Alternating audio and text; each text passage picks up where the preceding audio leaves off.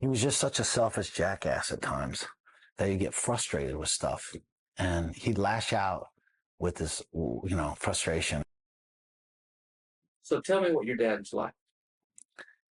My father, when people ask me what my father was like and is like, it's an interesting question because,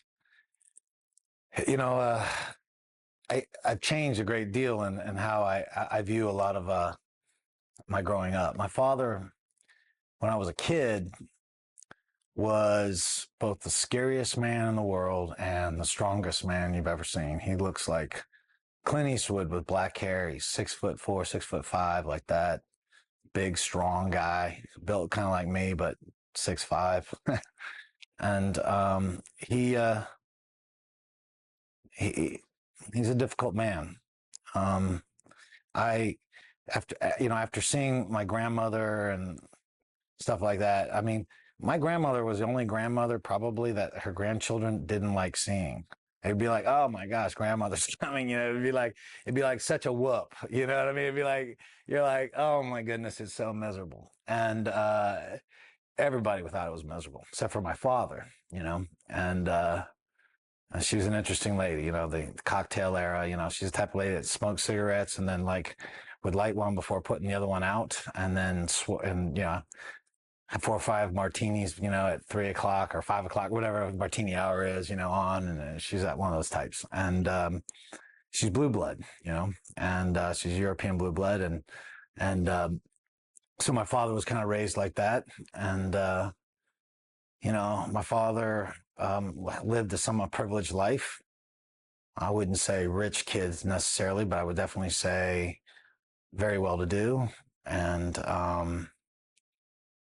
he went to Yale and graduated Yale, and then was accepted into Harvard Law School. And then a year or two into that, he decided that he didn't want to do law. This is back in the Vietnam era. So he did his military service, and he was actually one of the very first Green Berets. And he just formed the Green Beret unit. And my father was one of the very first Green Berets. After his military service, he decided that he was going to go back to school, and he went to Rice and got his doctorate in economics. And the whole time, my father did this. He was an amazingly selfish man. He went to the military while he was married to my mom, and my mom had to struggle because, he was an officer, but lieutenants in 1960, whatever, you know what I mean, don't make money. He was very selfish. Everything revolved around him and, his school and stuff. And his mother, made sure he did that. I mean, he did not have to pay for any of that thing, for any of it. But my mom had to pay for it, so to speak, having to work and this. And I have an older brother that's a half brother. So she was also supporting a son from previous marriage. And my father never accepted him and ridiculed him all the time. And it's probably the saddest thing in my life is that, my older brother, I don't even think of him as a half brother, he's just a wonderful individual. And boy, he took the worst beatings out of all of us. My father was a physical man, and I wouldn't say Hollywood puts the abusive father as this alcoholic who can't control himself, or this rageaholic who can't control himself. My father wasn't a drinker. He was just such a selfish jackass at times that he'd get frustrated with stuff, and he'd lash out with this, frustration. And I'm sure, I have no idea. I'm not that close to my uncle. I'm trying to get closer to my uncle to find out, because my uncle is like, I'd give anything to have my uncle as my father, from what I know, They're similar in certain ways, but also very different in others. And so I don't know what they had to deal with when they were growing up. I don't. But I know what I had to deal with. And I remember, just the beatings that my brother would take. And they weren't like, he didn't have to go to the hospital and stuff. But to be honest, I learned the art of intimidation at a very young age. And I found out something real simple. If I want to scare you, I don't hit you. Now, if I was to punch you, because who I am, it would be a very unpleasant experience for you, but you'd survive it. What I would do if I really wanted to scare you was I was going to tell you I was going to hit you. Then I'm going to describe all the pain and nerve damage I'm going to do to you and how you ain't never going to be the same after I hit you. And you're going to be so scared about that you're going to do what I want to do, because you're going to avoid anything for me to hit you, because I can make you that scared of me. My father had that same way, and we grew up with that. It wasn't that the beatings were so bad. I mean, I say beatings as maybe he'd hit us. I mean, it wasn't like he sat down and beat us so we couldn't walk, but he'd hit us. And he was vicious to my older brother. He definitely was not as vicious on us. And I have, to give you a circle of my family, my older brother is Marshall, and he's 7 years older than me. And then I have two younger brothers that are twins, and they're 10 months to the day younger than me. I'm born January 1st, 68, and they're born November 1st, 68. And, I carry a lot of guilt because I was kind of like the favorite kid, and I took the least amount of beatings and least amount of intimidation. And so to finish things, my father, he, like I said, what he was a confused man, I think, He was a man that never lived up to his potential, but will tell you all about your stuff. He was a tremendous justifier. Even today, he justifies. He hides behind religion to justify his things. You need to be forgiving, guys. I'm not forgiving you, Dad. That's not the point. I'm just not going to put up with the rest of the crap. Just because people get... The problem with, like, my father's religious beliefs now is that people think because you're a Christian, that doesn't make you superstitious. Christianity is not a superstitious religion. The practice of Christianity can be extremely superstitious. And that's where my father's at. I think he feels a tremendous amount of guilt for what he did. He blamed my mom for the divorce. It was all her fault. She made all this stuff up. I'm like, I got a dention in my chest from one of his rages, one of his things. That's not made up. And my older brother has wounds that he had from him. Those aren't made up. And, he acts like there was some kind of spiritual thing against him, someone conspiring on him. And there wasn't. It was just that we had enough. And my mom's not a particularly brave woman. She has got the heart of a saint, but she ain't tough. And she dealt with my father, and she was intimidated by my father. My father's the only guy I know who yells without raising his voice. My father can shut a room up by walking in. He has a presence. And so that's kind of my dad, kind of a whole, and kind of got a roundabout description of him, but he's a big, scary man. He can also be very loving in his own little way. It's conditional, but it's the best he knows how to do. And that's how I understand it. And that's why I deal with it, now. He is 100% right. You're 100% wrong. There is no wiggle room for him, even when the facts are put in there. Like, I love giving him a hard time. I study religions, and I've read the Bible 3 times. Most people have never read the Bible, and it always cracks me up when people start quoting stuff from the Bible. And I'm like, Why don't you read the next paragraph where it nullifies exactly what the first line said? But that's a different question. So, and I've studied all sorts of different texts, and he was, ranting and raving about us going to church, and just because we don't go, he goes to a very, very, very orthodox type, thing, and it's like, to me, that's the worst kind of superstition. When you got educated people being superstitious, and so I always give him a hard time about it a little bit, but it's amazing. I'll give him thoughts like, he'll talk about, well, the Bible, the New Testament is 2,000 years old. I mean, like this, I go, yeah, well, there's religious texts that go 10,000 years old. Oh yeah, which one? The Hindus. Really? That's bullshit. And I'm like, all right. So I'll show him evidence, and I'm still wrong. I mean, come on. I mean, I'm like, that's my dad, and we've had a strained relationship. It was funny. When the divorce came about, I felt real bad about it. I mean, out of all the kids, it sounds funny. I'm probably the most emotional out of all the children, and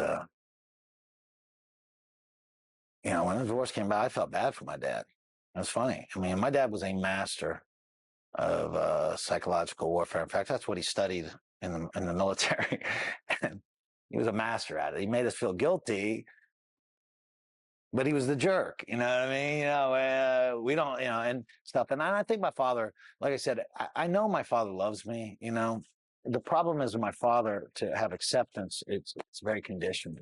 And so it was my mom, my older brother, and me and my younger brothers, and we had, my father made a lot of money, so we lived in a well-to-do neighborhood, and the divorce happened when we moved to Texas. I was born in Houston, and then I think I was 1 or 2, and we moved to Connecticut, and then we lived 2 years there, and then 2 years in Pennsylvania, and then we moved back to Texas, and we were there in Richardson for a while, and we lived in an area called the Reservation, which I don't know if it's still, but back in the 70s, that was like the nice, really super nice neighborhood of Richardson.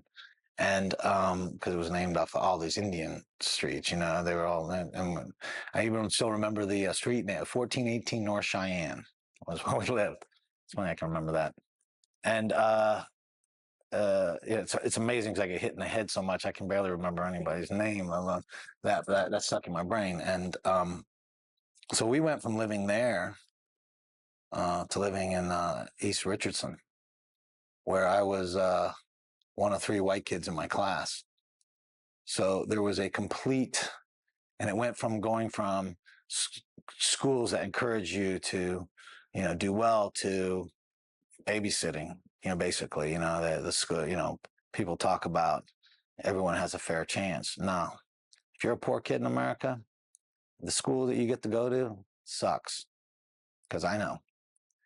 And and it was tough. And then what happened there was, you had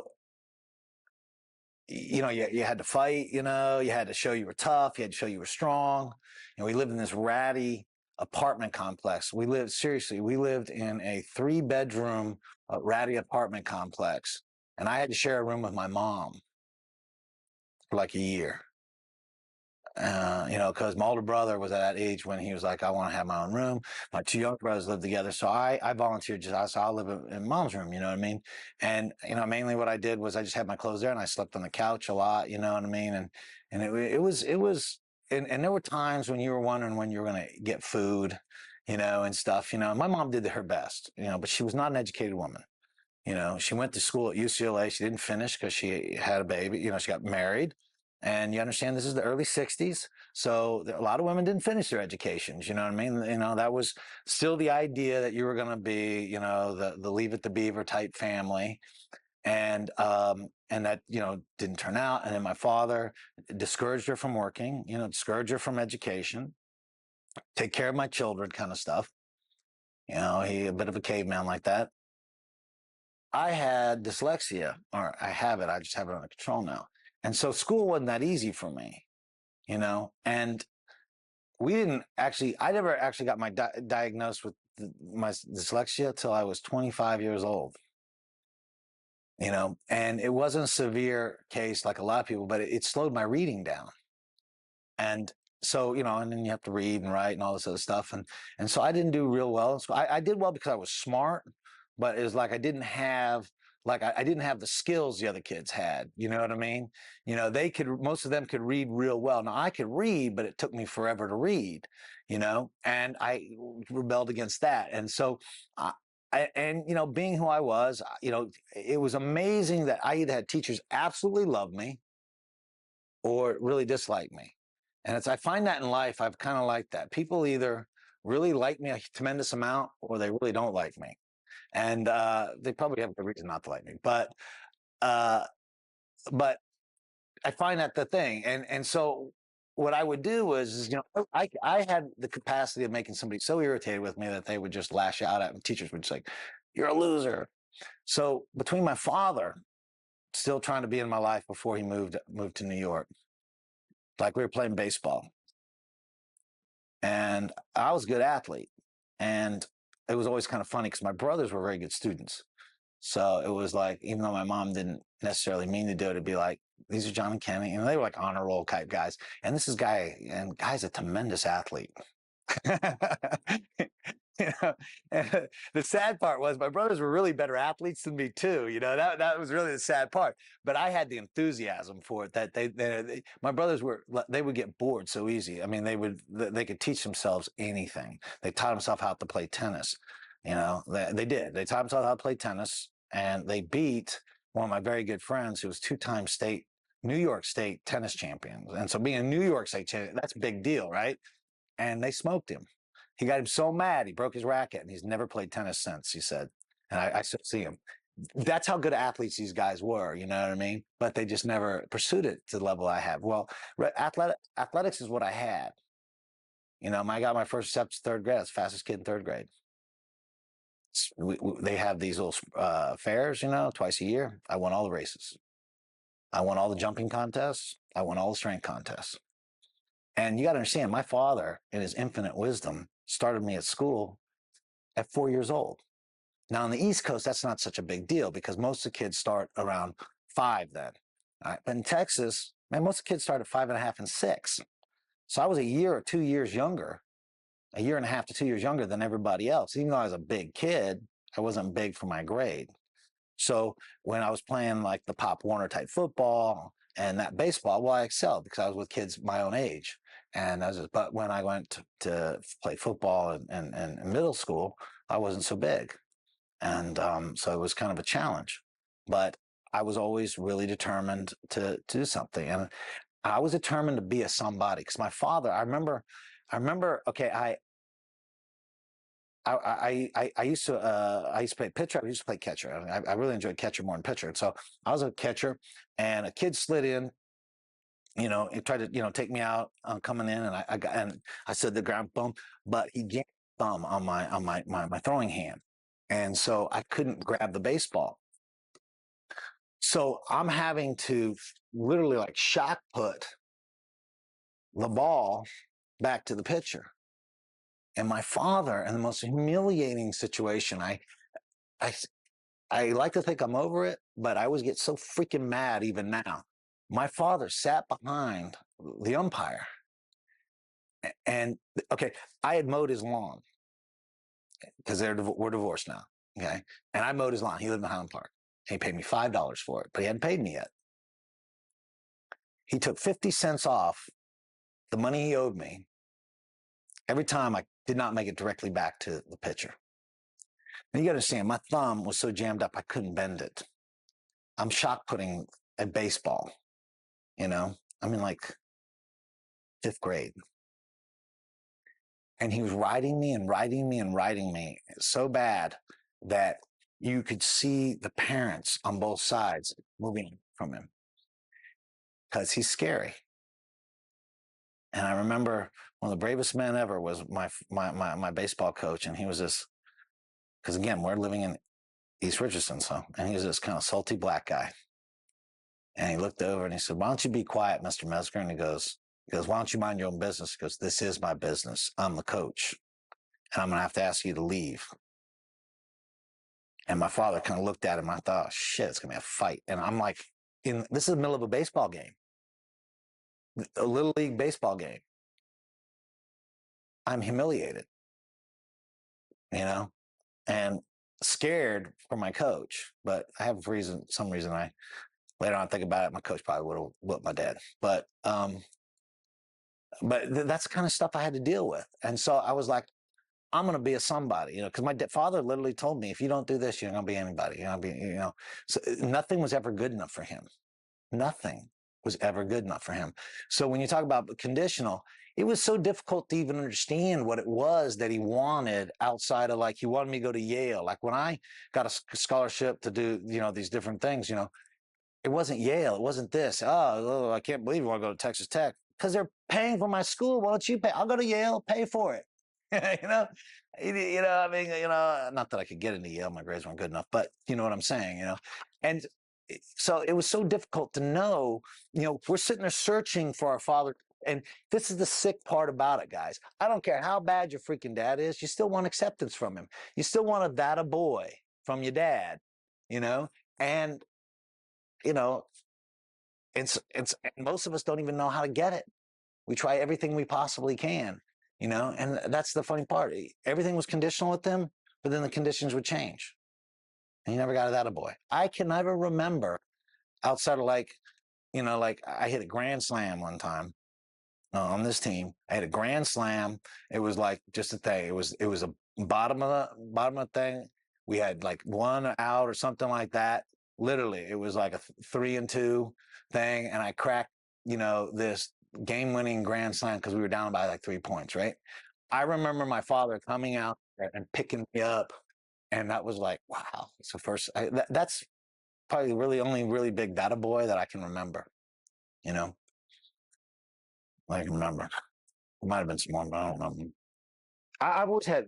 I'm very fortunate that I've always had really, like the old the Bronx Tale, the gangster's talking to a young kid and he goes, you get 3 good women in your life. The problem, I got them all when I was 17. Well, I had a string of really good women.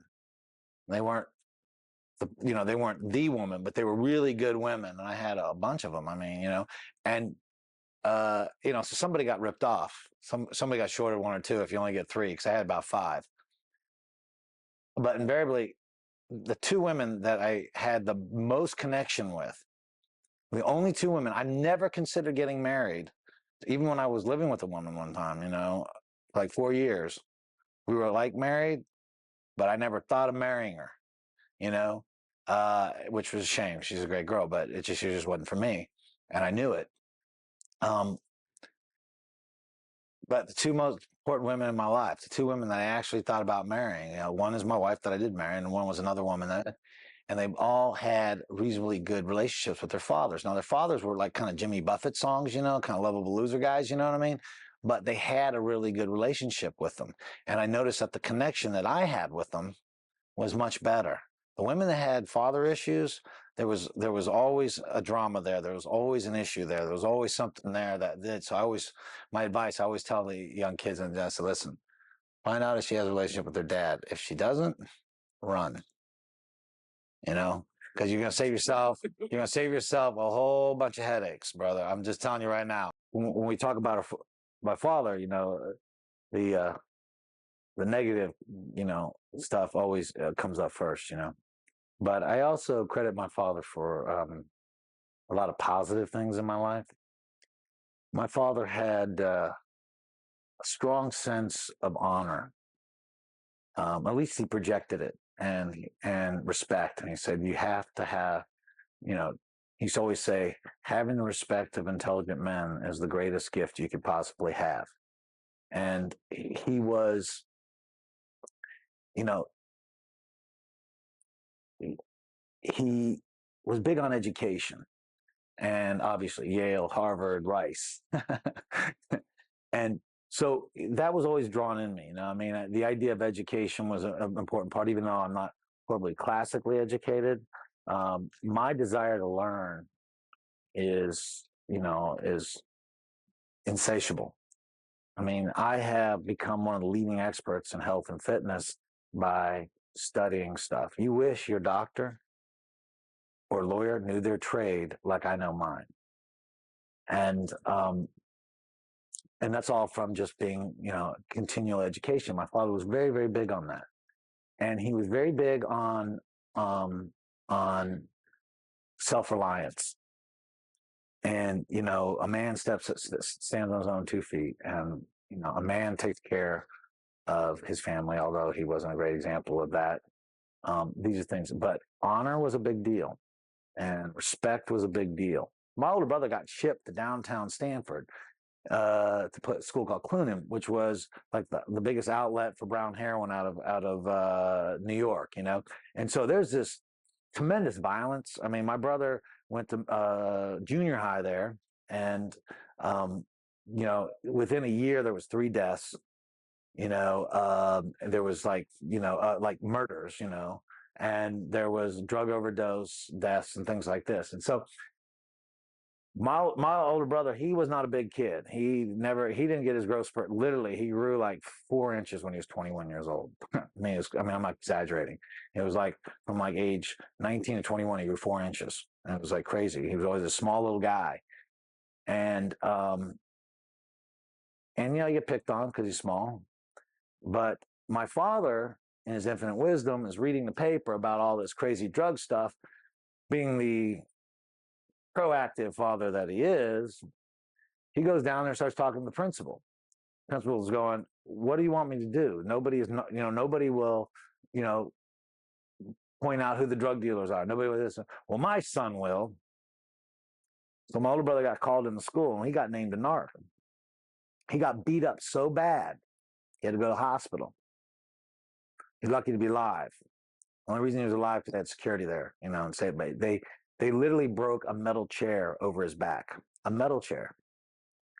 And my father was so outraged by that,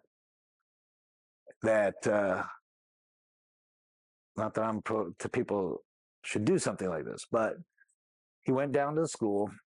He grabbed the principal by the face. He put a gun in the principal's face. He said, "If anybody puts a hand on my son, I'm going to come here and shoot you. Then I'm going to shoot everybody that my son points out to me." And he walked out. Principal was so scared, didn't call the cops, called in all the guys, all the known drug dealers, and said, "You better not touch this kid or his father is going to kill you." And my brother never got a hand laid on him again. Now, as insane as that is, he was showing some love. I mean, I know it sounds crazy, but he was showing some love. And, so it's not like my father wasn't capable of love. And my father could show affection. It wasn't that. He would play with us and stuff and things. Another lesson I took from my father is my father could take the emotion out of anything and look at something in purely a logistic way, and that was something I never really mastered really well, but it's something I work on, which is a very important factor in a lot of lives. We make too many decisions out of emotion, and my father, he could look at things logistically instead of emotionally, and so that was one of the good things. He was also very much into the physical culture, so he was and that carried on to me. You know what I mean? One of our punishments was push-ups, and he would make us do push-ups. Now, sometimes you get really irritated, and it would be snowing outside, and we have to go out in our underwear and do push-ups, but we did push-ups. It was like, how can we punish and productive? And because of that, I was probably the strongest kid in my school because I got in trouble a lot. So I did, I could do 100 push-ups like nothing, but most kids couldn't do 5. And this changed my life forever was because I was just being a kid, and I had all these muddy shoes. We were living in Connecticut. No, we live in Pennsylvania, and we had this big old, it's beautiful, and my shoes were all muddy and everything, and I don't really even know why I did it, but I called through the window instead of going through the door. You know, it was kind of a goofy thing kids do. And so I didn't realize how muddy my shoes were. And so I just got done putting the screen back on the thing, and I turned around and my father was there. And I looked around and there was mud on the walls and mud, and I was like, oh shit. And he went into a rage. And I don't even know how old I was. Pennsylvania, I was probably second grade, maybe third grade. I don't know how old that makes me. And he picks me up and he throws me through the window. The window isn't closed, thank God. I just went through the screen. But I went sailing. I probably literally went 3 feet, 4 feet through this, thing. And I landed on a rock bed there. I landed on the rock bed. And I wasn't hurt as much. I was just like completely freaked out. I didn't know what to do. So I get up. I don't know what to do. What do I do?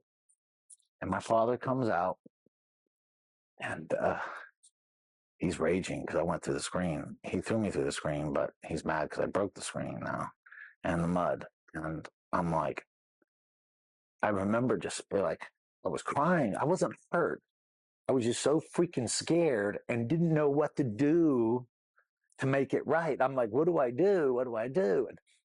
And he's coming at me, and I was so freaking scared. I couldn't even move. And there was kind of a slight hill led by my brother, John. He goes running down the hill. And he gets between me and my dad. He puts his hands up to fight my dad. And my dad backhanded him, and he stayed there. And I got up and I ran away. And I left my brother there. Because then my dad's anger was on him, not me. And we had this little fort out in the woods, and my dad couldn't find it. We used to hide from him there. He'd walk around the woods. He'd try to find it. He knew he had it, and he would literally walk on his time trying to find out where our fort was, and he could never find it. And I was hiding in my fort. And finally, all the kids, came to the fort. And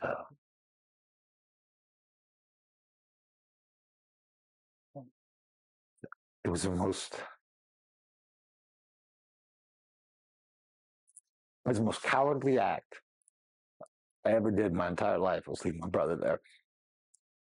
And it's so hard to describe how scared I was that moment. And but it changed my life. From that moment on, I was never gonna let that happen ever again. Nobody is gonna lay a hand on my family. Nobody's gonna lay a hand on me. And I started that moment on. I started getting involved in combat-oriented sports. I would read karate magazines. I would read all kinds of stuff like that, and I would work out. We didn't have a gym or nothing. We just work out and do things. And I trained. And I was good at all sports. I mean, it sounds a little bit immodest, but it's just the facts. I was a top football player, soccer player, swimmer, baseball player, you name it. I played them all, and I was good at them all. But I never, I was always fascinated with the combat sports. And I trained. And fast forward, like,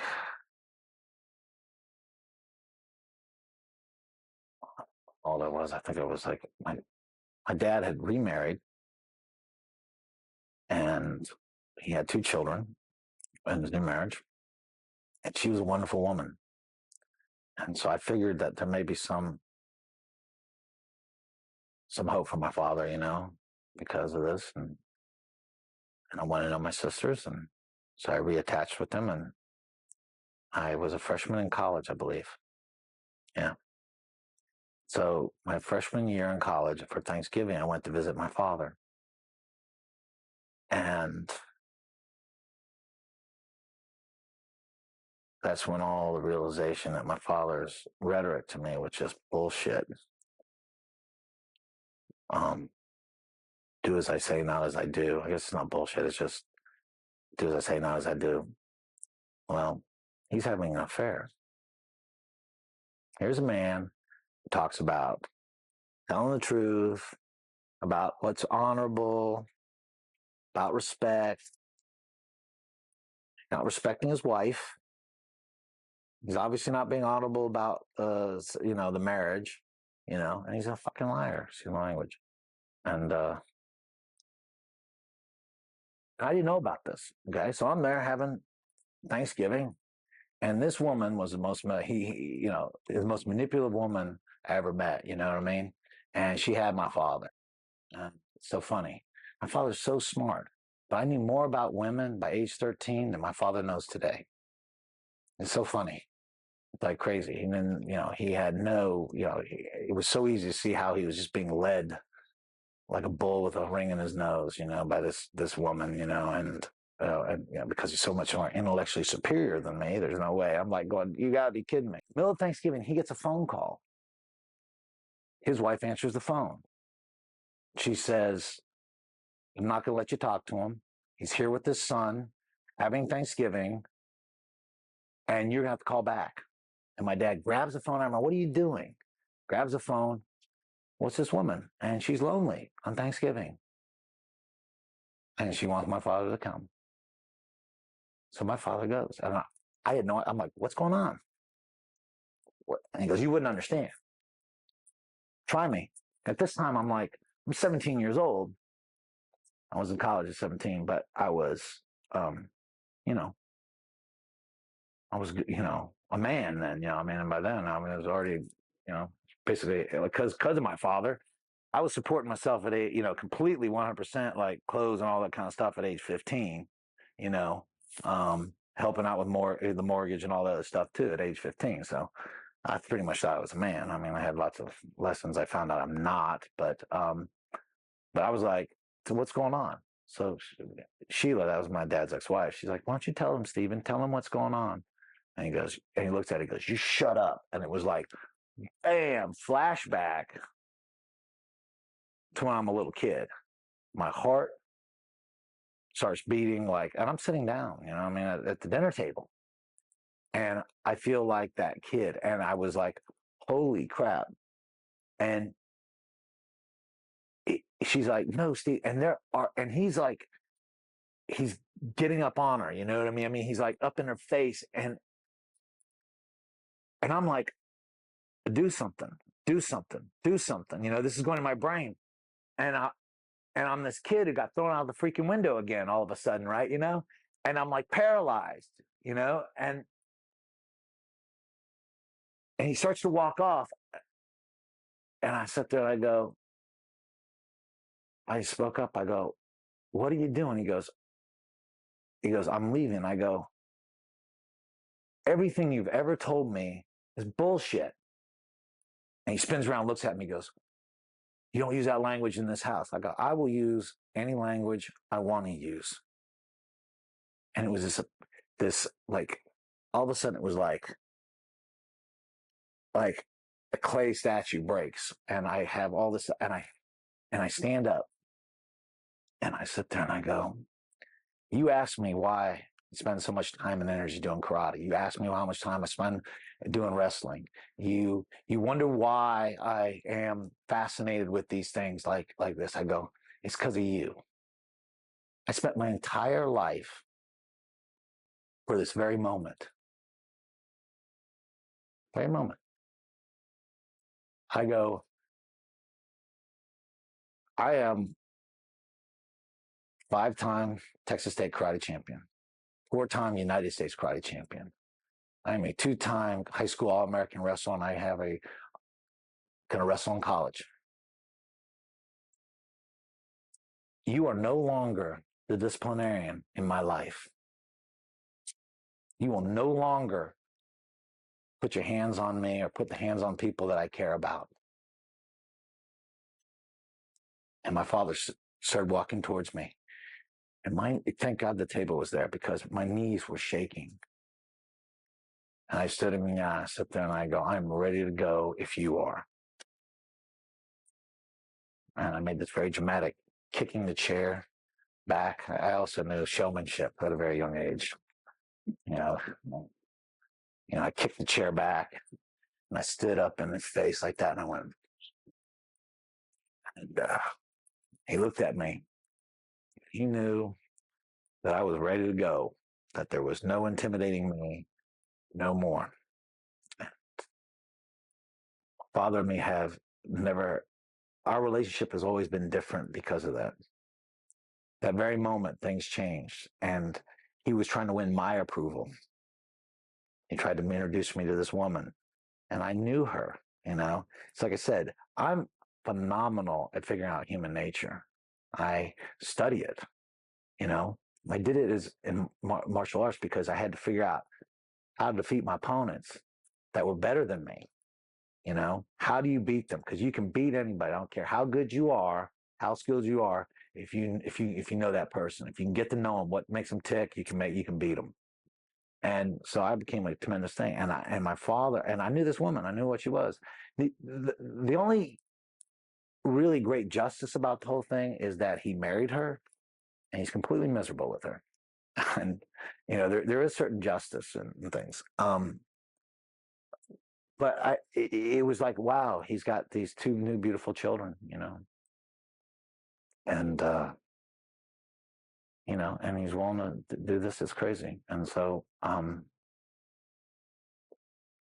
so that was kind of like the changing point in my life, on a lot of things. I stopped doing.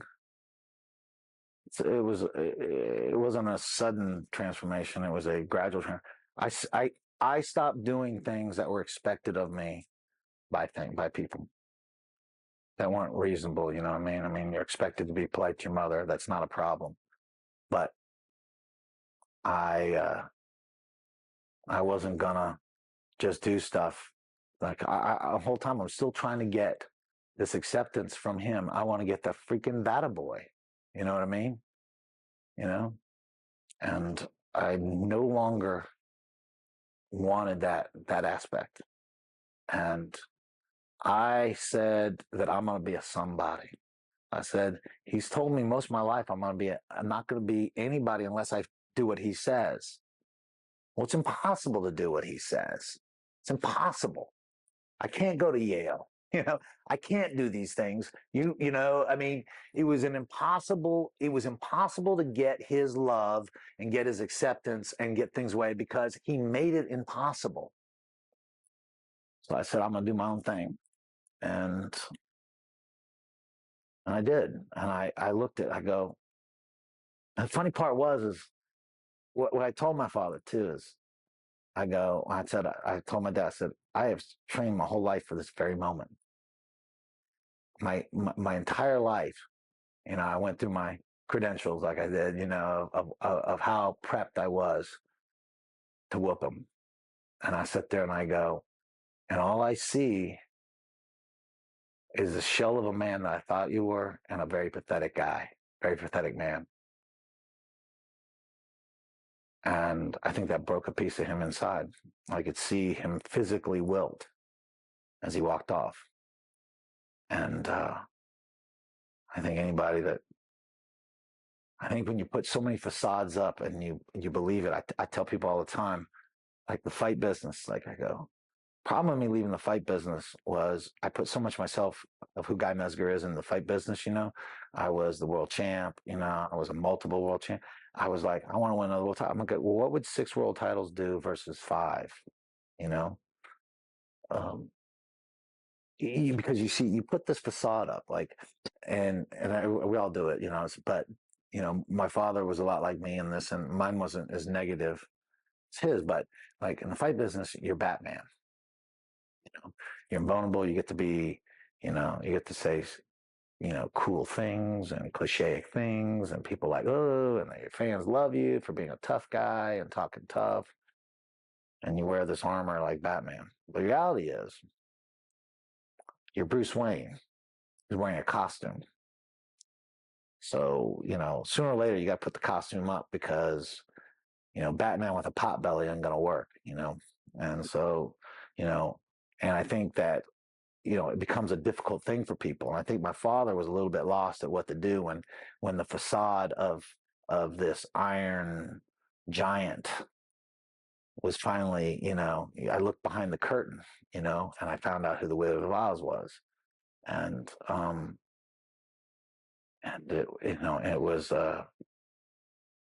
it was different. I still tried to stay in touch with them because of my sisters, but he made it increasingly difficult because I reminded him of who he really was.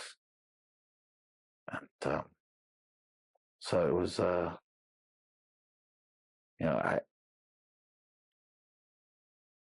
all the tough stuff, everything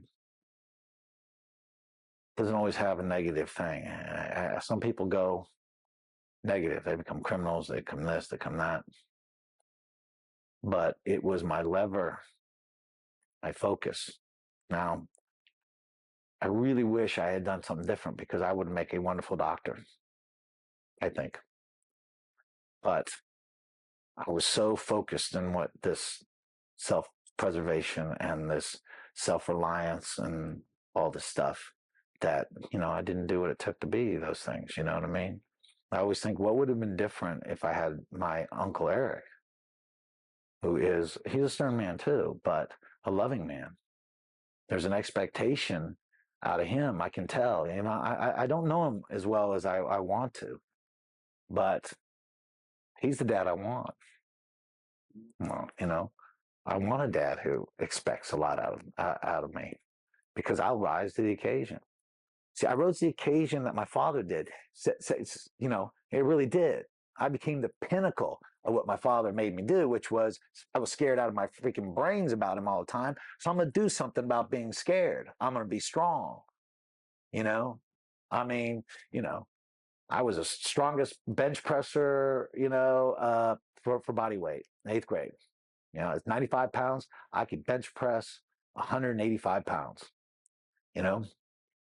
and, I mean, that's like twice my body weight, I could do that.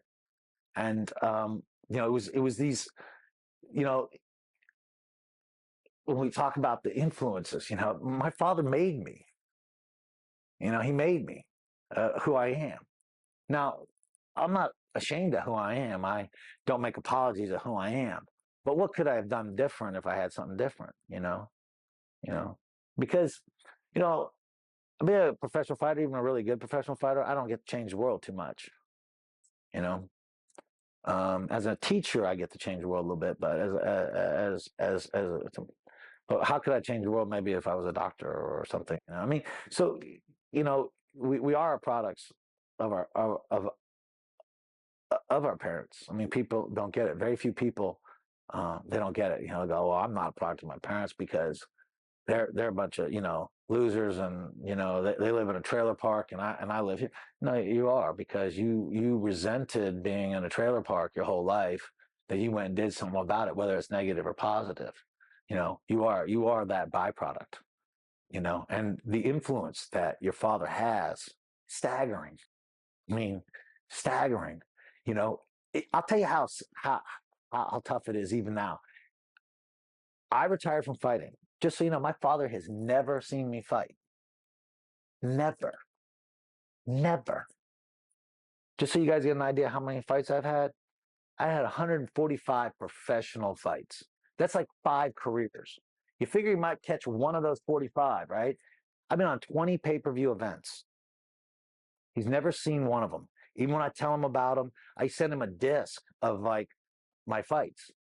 And my sister said that he never watched them, never saw them. that they took it. He actually threw it away. They took it out of the trash and kept it so they could watch their brother. Watch the Father Effect movie for free on YouTube.